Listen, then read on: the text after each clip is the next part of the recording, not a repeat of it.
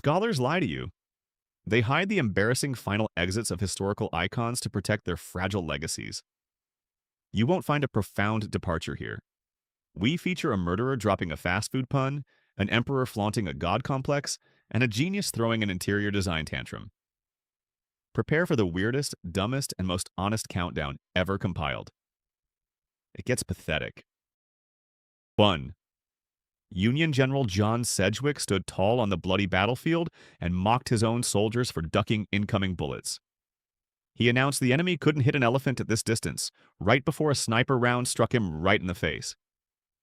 The universe delivered instant, fatal karma to a military leader who tried using arrogant posturing as a bulletproof vest.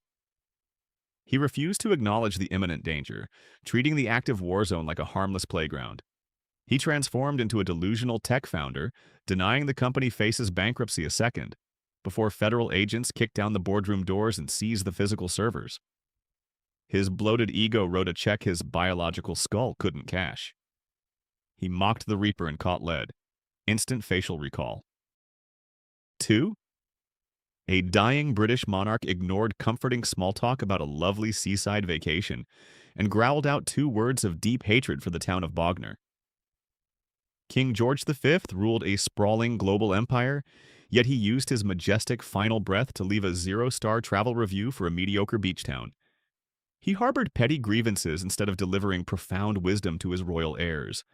He channeled the unapologetic curmudgeon energy of a man declining a telemarketer's spam call while his heart monitor flatlines. He didn't offer state secrets, bless his successors, or suggest a better holiday destination. He just wanted everyone to know that a specific coastal resort sucked. He let localized spite override the majesty of death. Which city deserves your final curse? 3. Fleeing for his worthless life through the mud, Emperor Nero wept over the tragic loss of his own amateur poetry and music. The entire Roman structure collapsed in flames around him. Assassins hunted him down. Yet his biggest regret remained, the world losing his mediocre lute solos. He smeared dirt across his face, dodging executioners but focused entirely on his failed vocal performances. He didn't mourn his subjects, his stolen wealth, or a premium subscription to the Imperial Theater. He went out mirroring a desperate social media influencer crying over a ruined grid aesthetic, while the luxury cruise ship sinks into the freezing ocean beneath their feet. The man commanded legions but died whining about his unappreciated artistic genius in a filthy ditch. Ego destroys everything. 4. Anton Chekhov observed he hadn't tasted champagne in quite a while, drank a full glass, and passed away into the void. The legendary playwright treated the horrific onset of fatal tuberculosis as an exclusive velvet-roped lounge where you just need one final high-end cocktail before exiting the club. He ignored the suffocating agony of his ruined lungs to maintain his flawless gentleman persona. He scripted his own biological shutdown to mimic a high-budget luxury perfume commercial. He removed the panic, the screaming, and the medical dread, replacing it with an aristocratic flex. He downed the expensive bubbles, closed his tired eyes, and bowed out without missing a single beat of his curated aesthetic. Death became a casual dinner party exit, just immaculate vibes. 5. Dying broke in a miserable Parisian hotel, Oscar Wilde prioritized his final fleeting moments to insult the ugly floral wallpaper peeling off his room's walls. He pushed interior design critique far above the imminent loss of his own pulse, proving his elite snobbery easily overpowered his basic survival instincts. He refused to let the Grim Reaper catch him residing in a room with bad decor. He spat on the cheap fabric choices, demanding better staging for his demise. He became a bleeding pedestrian getting run over by a speeding taxi and using their last gasp of air to roast the attending paramedics' hideous uniform color coordination. He stared into the endless darkness and complained about the visual aesthetics of his departure lounge. Unrivaled snobbery wins. 6. The ultimate Hollywood tough guy ignored the brutal reality of his spreading cancer just to drop a sarcastic, deadpan review about his personal liquor choices. Humphrey Bogart muttered that he never should have switched his preference from scotch to martinis. He maintained his cinematic, hard-boiled persona right up to the final blackout. He refused to break character, delivering his lines with the same gravelly voice that made him a silver screen legend. He mirrored a reckless stuntman falling out of an airplane without a functional parachute, yet still finding the audacity to complain about the subpar in-flight beverage service on the way down. He stared into the endless abyss and only regretted his cocktail strategy. It takes ice-cold veins. Cinema until the grave. 7. Emperor Vespasian knew the tedious Roman tradition of turning dead rulers into literal gods, so he spent his deathbed hours joking about his impending deification. The man felt his internal organs shutting down and rolled his eyes at the exhausting administrative human resources process of becoming a deity. He found the entire state-sponsored religious protocol deeply annoying. He scoffed at the priests preparing his heavenly crown, treating them like annoying interns. He reacted as an aging executive suffering a massive heart attack and groaning about the upcoming corporate press release that will falsely label him a visionary leader. He mocked his own divine promotion before he even stopped breathing. He laughed at the pantheon. What useless thing would you rule? 8. The global king of rock and roll departed the stage forever with a mundane announcement about going to the bathroom to read a book. Elvis Presley built a mythical, glittering stadium life filled with screaming fans in velvet suits, yet his exit hit the lowest possible domestic baseline. He shuffled down the hallway, clutching a paperback, stripping away decades of unmatched musical majesty. The stark contrast shatters the celebrity illusion. He didn't offer a tearful goodbye, a final blessing, or an updated software patch for his legacy. He closed out his legendary narrative acting as a cinematic superhero, defeating the villain, only to end the blockbuster movie by doing his taxes and taking a depressing nap on the toilet. The king died reading. Glamour is a lie. 9. Dylan Thomas announced a high score of 18 straight whiskeys right before his body surrendered and collapsed into a fatal coma. The poetic genius treated a lethal binge-drinking bender as a neon-lit arcade game where he just smashed the all-time world record. He ignored the catastrophic failure of his liver to celebrate a numerical victory in a dingy tavern. He demanded recognition from the horrified onlookers standing over his stool. He turned biological self-destruction into a competitive speed run, executing the ultimate degenerate frat boy flex while holding the status of a literary mastermind. He prioritized the chaotic brag over his own respiratory system, ensuring his final statement sounded less like poetry and more like a trashed bar patron demanding a plastic trophy. A tragic toast. 10. Richard Feynman stared down the cosmic barrel of human mortality and complained that dying was boring and he would hate doing it twice. The brilliant physicist viewed the existential terror of the great unknown merely as an inefficient, tedious waiting room experience. He found the gradual decay of his cells intellectually insulting and refused to romanticize the fade to black. He tapped his fingers in frustration, waiting for the biological clock to finally run out. He exited the world behaving as an irritated software engineer, leaving a nasty bug report on the human body, furious that the biological shutdown sequence runs too slow and lacks proper optimization. He didn't fear the Reaper, he just found the Reaper's scheduling system unprofessional. A harsh final review. 11. Steve Jobs gazed right past his weeping family members, locked eyes on the invisible horizon, and repeated two awestruck words. Oh, wow. The notorious tech perfectionist, a man who criticized every single object, pixel, and circuit board on this earth, finally found an interface he couldn't complain about. He ignored the sterile hospital room entirely, captivated by whatever cosmic design he witnessed. He studied the empty air as if inspecting a flawless new prototype. He spent his dying breaths giving the afterlife a glowing 5-star unboxing review, because the hidden design mechanics finally met his ridiculous standards. He didn't offer a tearful farewell. He just marveled at the new operating system waiting for him in the void. Did Steve see the ultimate upgrade? 12. Voltaire rejected a priest's frantic demand to renounce the devil, declaring that the deathbed isn't the time to start making new enemies. The philosophical provocateur applied cold, calculated diplomatic risk management to the threat of eternal damnation. He kept his options wide open just in case he woke up in the wrong supernatural neighborhood. He waved off the holy water, smirking at the terrified clergy gathered around his mattress. He operated as a slimy incumbent politician, refusing to unfollow a disgraced, canceled celebrity on social media because he might secretly need their voter demographic next term. He trolled the church hierarchy right up to his final exhalation, treating salvation as a cheap negotiation tactic. The ultimate hellbound troll. 13. Karl Marx screamed at his own housekeeper, raging that final words are exclusively for absolute fools who haven't said enough during their lives. The revolutionary philosopher possessed an intellectual arrogance so profound he categorically refused to participate in the historical tradition of a deathbed quote. He viewed his own dying breath as an annoying interruption to his silence. He waved her away with disgust, snapping his jaws shut to deny the world one more soundbite. He checked out mimicking an exhausted podcaster refusing to record a standard outro because they already rambled for 6 hours and expect the audience to figure the rest out. He fired his own audience right at the finish line, preferring angry silence over a forced, profound statement. Our last words just for fools. 14. Leonardo da Vinci spent his fading hours apologizing to God and humanity because he genuinely felt his artistic output wasn't good enough.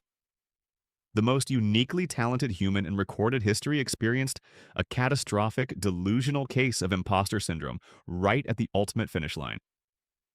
I'm not making this up. He clutched his trembling hands, begging forgiveness for leaving canvases slightly unfinished. The man who painted the Mona Lisa exited the world, mirroring a frantic head chef apologizing to customers for a flawless tasting menu because a single grain of salt fell off the ceramic plate.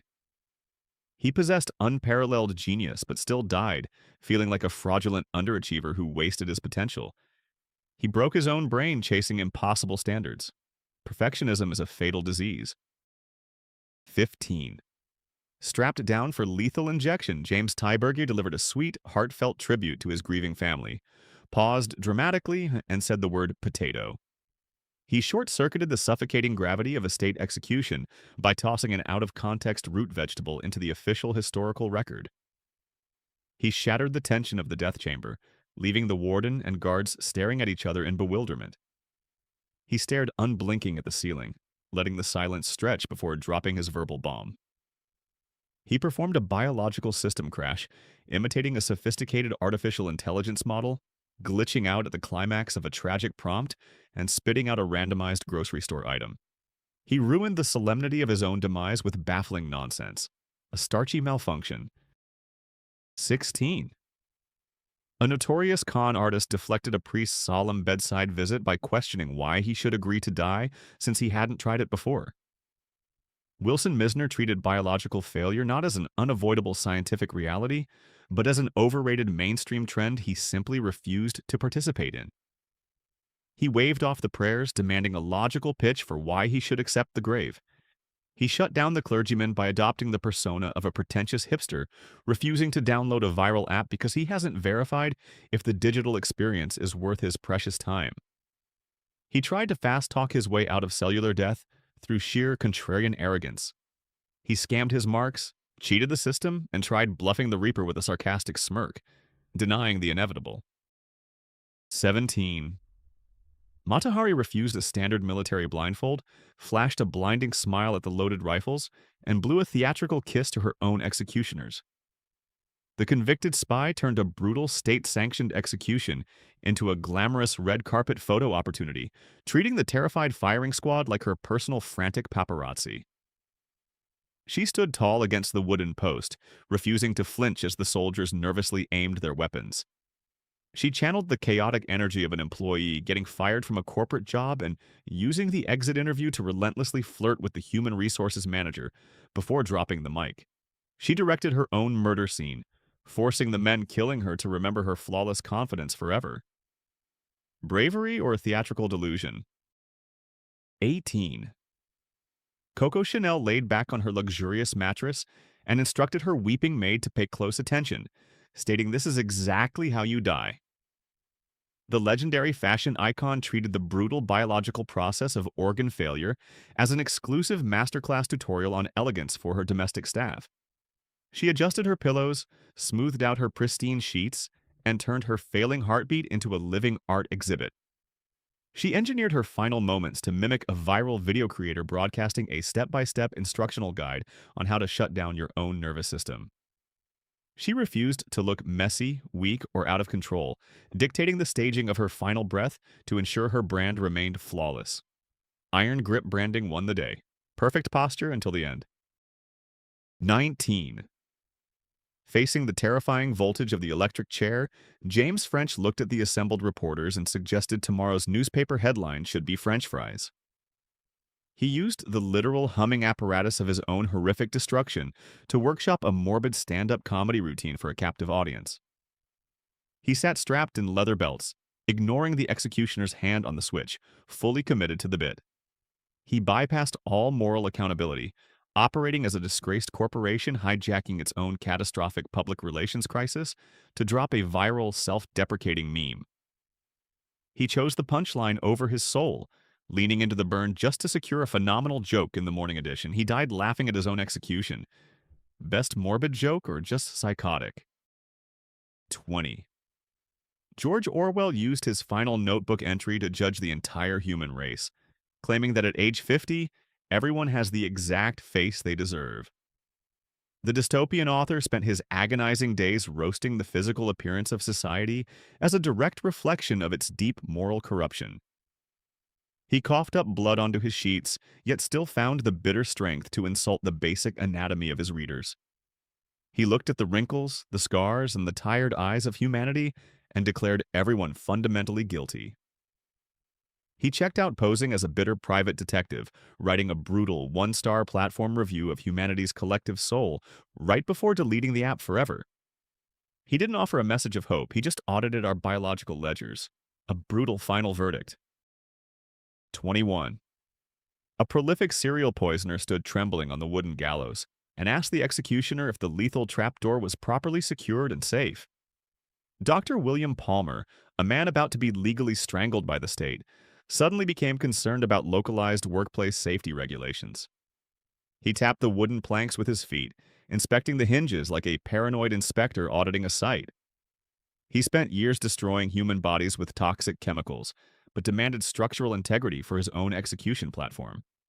He possessed the baffling hypocrisy of a cybercriminal who just decimated a global banking network, only to complain that the federal penitentiary's wireless connection lacks a secure firewall.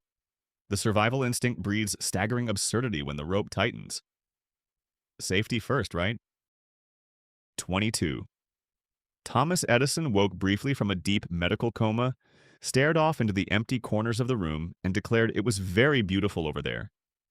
The pragmatic inventor, a man who staked his entire legacy on tangible wires, physical circuits, and chemical reactions, delivered a glowing promotional review for the spiritual realm. He blinked at the ceiling, looking past the medical equipment, entranced by an unseen glowing horizon. He reacted as a stubborn non-believer accidentally stumbling upon a hidden administrative control panel in the universe, and grudgingly admitting the user interface looks gorgeous. He spent his life illuminating the physical world, but his final spark validated the supernatural unknown. He bypassed science for magic. Did he see the ultimate afterlife? 23. The ultimate on-screen swashbuckling hero stated he never felt better in his life, right before shutting his eyes and dying quietly in his sleep. Douglas Fairbanks Sr. delivered a line of flawless, invincible Hollywood script dialogue, while his internal biological systems actively collapsed into ruin. He flexed his fading muscles, assuring his worried family that he remained the untouchable action star they idolized. He projected maximum alpha energy, perfectly mirroring a delusional finance influencer tweeting that the market is going to the moon exactly 5 seconds before his portfolio plummets to zero. He maintained his flawless leading man swagger, denying the Reaper with a charismatic grin. Denial is a powerful drug. He faked it flawlessly. 24. A disgraced soldier stared down the barrels of his own firing squad and yelled at them to shoot straight and not make a bloody mess. Harry Breaker Morant decided to micromanage the men actively trying to execute him because their potential lack of professional marksmanship was far more offensive than his own impending death. He barked orders at the riflemen, treating the deadly execution detail like a routine morning parade inspection. He harnessed the chaotic fury of a retail manager getting robbed at gunpoint and screaming at the terrified thief for holding the weapon with terrible posture. He demanded a high-quality, efficient execution, prioritizing aesthetic neatness over his own heartbeat. An aggressive sign-off, who micromanages their literal firing squad. 25. George Washington measured his own fading pulse, gave a firm nod of approval, and uttered a dry confirmation before slipping away. The founding father managed his biological demise like a remarkably boring administrative task that just needed a final, decisive signature from the senior project manager. He held his wrist with clinical precision, counting the final beats as if he was auditing a military supply ledger. He didn't panic, pray to the heavens, or request a verified certificate of completion. He exited the historical stage operating as an exhausted pilot, landing an aircraft engulfed in flames, checking off the manual procedures, and clocking out for the evening. He monitored the grim data, accepted the fatal result, and shut down his own system. Absolute stoic programming. 26. H.G. Wells opened his tired eyes, saw his hysterical family weeping around the bed, grumbled for everyone to go away, and died. The visionary who mentally constructed vast alien wars, time machines, and cosmic destruction reduced his profound earthly statement to the level of an irritated teenager desperate for uninterrupted sleep. Think about that for a second. He pulled the blankets up, shutting out the dramatic farewells to secure 5 more minutes of peace in the dark. He dismissed the grandeur of the afterlife, behaving as an ancient oracle foreseeing the brutal collapse of the universe, but prioritizing hitting the snooze button on their alarm clock. He found the emotional weeping exhausting and just wanted the room cleared, annoyed by his own death, a grumpy blackout. 27. The legendary minimalist philosopher abandoned all complex thought on his deathbed and muttered 2 disjointed words: Moose, Indian. Henry David Thoreau boiled down an entire lifetime of intricate environmental literature and societal rebellion into a bizarre caveman-style word association game. He stared into the woodland void, reducing his brilliant literary mind to a pair of disconnected, hallucinated shapes. He left his devoted followers scratching their heads at a baffling phonetic puzzle instead of delivering philosophical wisdom. He stripped his vocabulary down to the studs, mimicking a frantic marketing expert trying to stuff 2 final search keywords into their digital metadata right before the server crashes and deletes the website. He checked out via random nouns, syntax destroyed. 28. The world's most infamous prophet told his dedicated secretary he wouldn't be alive at sunrise, and then nailed the ultimate prediction. Nostradamus utilized his impending demise as a spectacular promotional stunt to definitively prove his psychic abilities were legitimate. He casually dismissed his staff for the night, fully aware that his morning appointment was a scheduled rendezvous with the Reaper. He turned his decaying corpse into irrefutable evidence of his mystical brand. He executed the wildest historical flex, operating as a television weatherman, deliberately predicting a lethal lightning strike on his own skull, just to secure a massive bump in the evening ratings. He called his own final shot and walked off the court. Ultimate supernatural flex or random coincidence? 29.